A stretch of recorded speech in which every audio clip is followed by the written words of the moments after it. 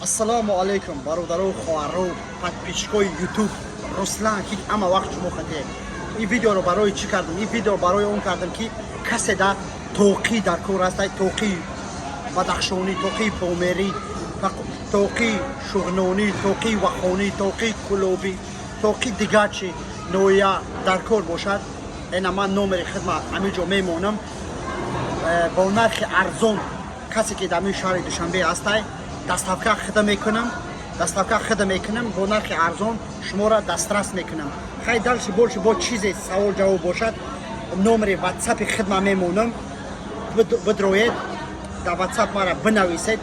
тоқи любой хел ҳастай, любой размер ҳастай, бо ҳастай ҷириби помери ҳам ҳастай, бо нархи арзона, бо бисёро чиҳо ҳастанд.